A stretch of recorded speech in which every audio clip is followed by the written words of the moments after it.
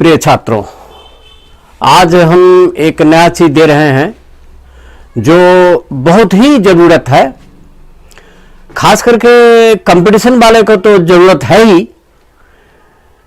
Class के exam में भी जरूरत है। वो है नियरेस्ट वर्ड। आप देखते होंगे ये दिया जाता है कम्बिनेशन चैप्टर में, ये कॉम्प्रिहेंशन चैप्टर में, यानी अनसीन पैसेज जो पहला क्वेश्चन आता है उसके अंत में 2-3 क्वेश्चन दिया जाता है कि नियरेस्ट वर्ड लिखे, अपोजिट वर्ड लिखे। दूसरी बात है कि ये वास्तविकता है कि जिस वर्ड की जहां जरूरत है वही हम बोले तो लिटरेचर हमारा अच्छा होगा, और लिटरेचर को अच्छा करना नंबर लेने के लिए बहुत ही जरूरी है। इसलिए ये हम लाए हैं आज, जो पहले भी दिए थे, लेकिन आज हम दे रहे हैं सी, देखना शब्द के लिए। अब ये देखिए कि देखना शब्द का प्रयोग यदि हम करते हैं तो हर जगह सी नहीं आएगा। सी तो होता है कि आंख खुली है, हम देखेंगे ही देखेंगे, नहीं चाहने पर भी। लेकिन जहां पर हमको गौर से देखना है वहां क्या करेंगे? जहां दूर की वस्तु को देखना है वहां सी लगा देंगे तो गलत होगा, नंबर नहीं आएंगे और लिटरेचर बढ़िया नहीं होगा, या लिखावट या लेख अच्छा नहीं बनेगा। इसलिए जरूरत है नियरेस्ट वर्ड की, नजदीकी वर्ड की, जो हम अभी प्रस्तुत कर रहे हैं। सी का मतलब होता है बिना प्रयास किए हुए देखना। आंख खुली है तो हम देखेंगे ही देखेंगे, ना चाहते हुए भी। लुक इनटू होता है गहरी निगाह से देखना। अब हम टीवी देख रहे हैं तो ऐसा नहीं होता ना चाहते हुए देखते हैं। हम टीवी देख रहे हैं, किसी बात पर हंसते हैं, किसी बात पर दुख व्यक्त करते हैं। जब हम गौर से देखते हैं तब सी तो गौर से नहीं देखते हैं। इसीलिए यहां पर हम टीवी के लिए या सिनेमा देखते हैं तो हम उसको कहते हैं लुक इनटू। वॉच, बिना किसी क्रिया के गौर से देखना। अब जैसे कोई हम अपने घर की रखवाली के लिए वॉचमैन को रखे, वो हमारे घर के लिए सामान के लिए निगरानी रखता है। कोई क्रिया तो नहीं करता, वो बैठे रहता है, लेकिन ध्यान रखता है कि कौन कहां से आया, कौन क्या ले गया, कौन कहीं नहीं ले गया। इसलिए वहां सी वर्ड ना होकर के वॉच। नोटिस का मतलब होता है बारीकियों को गौर से देखना। जब हम कोई किसी वस्तु की ओर ध्यान ले जाते हैं तो उसके हम बारीकी से देखते हैं, इसमें क्या कमी है, क्या अच्छाई है, क्या बुराई है। इसको गौर से देखने की क्रिया को कहते हैं नोटिस। ऑब्जर्व, एक होता है ऑब्जर्व, मैंने भी देखना होता है, लेकिन ऑब्जर्व क्या होता है कि किसी भी वस्तु को ध्यान में रखते हुए उसको देखना, ध्यान से रखते हुए देखना। जैसे सपोज कीजिए कि हम किसी के घर गए, किसी के घर जाकर के वहां हम अनुभव किए, तो अनुभव कैसे? तो देखे तब ना अनुभव किए। तो हम ये कहते हैं I observe that they are very well to do. हम गौर से देखे, आंख से देखे, दिमाग में रखे, या दिमाग हमारा रिजल्ट निकाला कि ये बहुत ही वेल टू डू है, इसलिए हम वहां लगाएंगे ऑब्जर्व। गेज का मतलब होता है टकटकी लगा के देखना। टकटकी कैसे? आप देखे होंगे क्रेन है, CRANE क्रेन, जिसको बगुला कहते हैं। मछली पकड़ने के लिए पानी में खड़ा रहता है और बिना पल डुलाए, बिना शरीर डुलाए पानी में नजर गड़ाए रखता है कि कहां से मछली आए और उसे टप से ले ले। बिना पलक झपकते हुए गौर से देखना, टकटकी लगा के देखना, वो कहते हैं गेज। वहां पर सी नहीं आएगा। स्टेयर होता है कोई इस भय से, विस्मय से, आश्चर्य से या अविश्वास से देखना, यह होता है स्टेयर। जैसे कोई सांप हम देख लिया अचानक और फिर वो किसी जगह घुस गया, अब हम डर से या आश्चर्य से देखते हैं कि कहां गया वो, वहां होगा स्टेयर, वहां सी नहीं। ग्लिम्स, एक झलक देखना। अब हम रास्ते चल रहे हैं, कोई हमारे सामने से जान पहचान का आदमी गुजर गया, चला गया, लेकिन हमको एक झलक देखे, फिर वो भी अपने रास्ते, हम भी अपने रास्ते, तो बोला दूसरे समय मिला तो बोला हम तो उसी रास्ते से जा रहे थे, आपको तो हम देखे थे। तो हम कहेंगे हम गाड़ी तो चला रहे थे लेकिन हमने एक ग्लिम्स देखे, भीड़ थी इसीलिए हम निकल गए। यहां होगा ग्लिम्स, सी नहीं और दूसरा वर्ड नहीं। पीप, अब जब हम किसी दरवाजे के छेद से किसी वस्तु को देखते हैं, अंदर में नाच हो रहा है, गीत हो रहा है या कोई मीटिंग कर रहे हैं, कौन कौन बैठे हुए उसको गौर से देखते हैं किसी छेद से, तो उसको कहते हैं, हम उसको झांकते हैं, झांकना कहते हैं, देखना नहीं कहते हैं, इसलिए वहां पर हो जाएगा पीप, यानी खिड़की से देखा। तो यहां हो जाएगा आई पिप्ड थ्रू विंडो, यहां सॉ नहीं, पिप्ड। पियर, स्पष्ट रूप से देखने के लिए आंखें गड़ाकर देखना।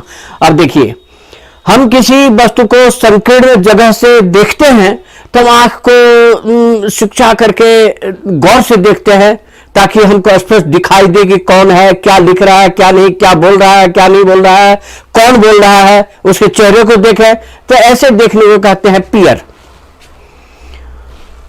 दूर की वस्तु को देखने को कहते हैं डिस्क्रे, जैसे मैंने उड़ते हुए जहाज को देखा, आई डिस्क्रेड द फ्लाइंग एरोप्लेन। यहां पर सॉ, सी या दूसरे वर्ड नहीं आएंगे। इस तरह अब ये देखिए एग्जाम में क्या आएगा आपको, जहां पर होना चाहिए नोटिस वहां देख देगा ऑब्जर्व, या जहां होना चाहिए स्टेयर वहां दे देगा गेज या कोई वर्ड दे दे। तो आपको ये दिया जाएगा कि इसमें नियरेस्ट वर्ड लिखिए, नियरेस्ट और अप्रोप्रिएट वर्ड लिखिए। तो हमको देखना पड़ेगा सेंटेंस में कि कौन सा यहां सही बैठता है, कौन वर्ड सही बैठता है। लेख देखना तो है ही, लेकिन इन देखने के शब्द में कौन सा सही है उसको देखना है। इसलिए ये याद करना, ये ध्यान में रखना बहुत ही जरूरी है सबके लिए, खास करके कॉम्पिटिटिव एग्जाम फेस करने वालों के लिए तो जरूरी है ही। हमारा टारगेट भी वही है ताकि अधिक से अधिक कॉम्पिटिटिव एग्जाम वाले स्टूडेंट को लाभ मिल सके और अधिक से अधिक लोग पास कर सके। अब हम नए वर्ड की ओर जाते हैं, वांट। वांट का मतलब होता है चाहना। हमें एक कलम चाहिए, हम ये कहते हैं, या हम एक कलम चाहते हैं। अब हम उसे जाना चाहिए, यहां भी चाहिए, मुझे एक कलम चाहिए, यहां भी चाहिए। तो दोनों में क्या फर्क है? एक है मुझे एक कलम चाहिए, इसका मतलब हुआ मैं एक कलम चाहता हूं, तो यहां पर हुआ वांट। लेकिन मुझे जाना चाहिए, अब यहां हो जाएगा ड्यूटी, कर्तव्य। हमको अब यहां रुकने से फायदा नहीं है, अब हमको दूसरी जगह जाना चाहिए ताकि काम सफल हो सके, या होगा शुड। इसको ध्यान में रखने की जरूरत है। अब तीसरे आते हैं इंटेंड। इंटेंड माने भी चाहना, लेकिन यह होता है इरादा करना। अगर हम किसी से कोई वस्तु मांगते हैं तो कहते हैं मैं एक मोबाइल चाहता हूं भाई, तुम अपना मोबाइल 10 मिनट के लिए दे दो। तो यह हुआ चाहना। लेकिन इरादा करना का मतलब होता है मन ही मन में रखना। जैसे हम आज बालाजी चौक गए, मेरा इरादा था कि पवन से मिले, लेकिन पवन मिल नहीं सका, तो अब हम लौट रहे हैं। यानी बालाजी चौक आने का मतलब था, इरादा था इनसे मिलना, पवन से मिलना। तो यहां वांट में और इरादा में दोनों अंतर हो गया, लेकिन दोनों का मतलब होता है चाहना, लेकिन यूज में अंतर है। ठीक इसी तरह से डिजायर। डिजायर होता है किसी अच्छे वस्तु के प्रति आकर्षण और लेने की इच्छा को कहते हैं डिजायर।